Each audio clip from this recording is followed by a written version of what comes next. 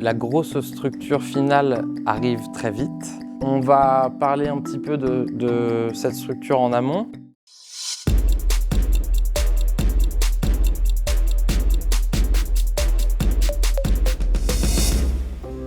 Bienvenue dans cette nouvelle vidéo. Nous allons vous présenter le briefing qu'on a fait pour la séance d'aujourd'hui. Qui nous explique les 3 différents choix d'arbres de vie pour la structure finale? L'arbre aurait des branches qui rejoindraient du coup des fleurs ou autres pour représenter chaque cycle de la vie.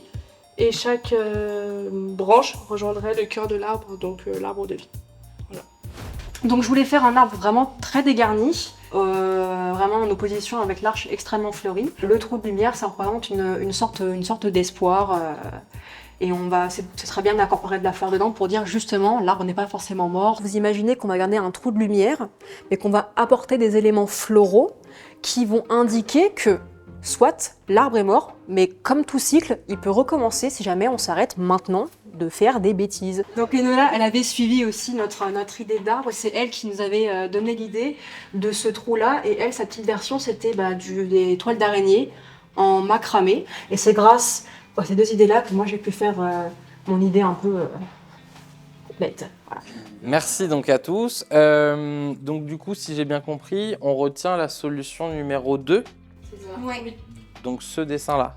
Ouais. Habituellement, on travaille avec des matériaux type béton cellulaire, ciment, fer à béton, etc. Tous ces matériaux-là, on ne les utilise pas. Donc tout ce qui va être fleurissement ici devra forcément être hydraté, sans mousse, sans pipette en plastique. Et donc aujourd'hui, on va essayer de se mettre les mêmes problématiques en version plus petite pour pallier aux différents problèmes qu'on va rencontrer lors de la construction de notre grosse œuvre. Bonne chance. Allez, on enchaîne.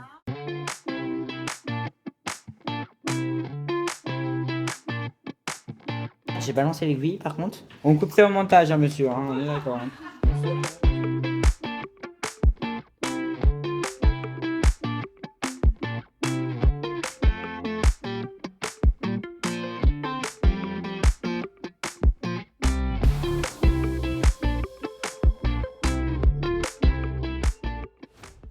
On peut se féliciter, ça claque un peu. Donc le centre de table, en fait, c'est l'équivalent de la version miniature de ce qu'on va vous proposer en guise de résultat final. Notre composition, là, a été faite sans aucun matériel polluant. Pour la dernière fois, vous avez pu nous voir utiliser de la colle. Là, rien. Pas de joker, pas de bonus, biodégradable. C'est ça, c'est 100% biodégradable. 100% on peut le green. mettre dans le compost. Bon, bah, c'est très bien.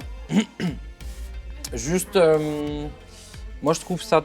Le seul truc que je trouve un peu dommage, c'est que je pense qu'on aurait pu enlever un petit peu plus de feuilles sur les branches, par exemple l'eucalyptus ou le lierre. Laisser par exemple une feuille sur 2. D'accord. Parce que... Pour aérer un peu. Pour aérer et pour voir votre travail de structure. Parce que je trouve que le travail de structure avant les fleurs était très intéressant. Et du coup, vous avez un petit peu caché. Ouais. Mais à part ça, chapeau, parce que sans aucun matériau polluant, Alors là, bravo. merci beaucoup. La prochaine fois, effectivement, il faudra créer notre structure grandeur nature, donc aux alentours de... On avait dit quoi? 2 mètres. 2 2 mètres. mètres sur 3. Un arbre de vie de 2 mètres? On dit 2 mètres, mais ça peut être 3 mètres. Ah bah oui. Minimum 2 mètres. Soyons fous. C'est ça. C'est un challenge et on va relever le défi, quoi. Oui. Pour eux. Et avec eux. Et avec eux.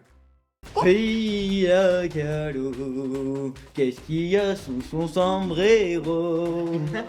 Frida Kahlo, dans sa tête y a des tas d'oiseaux.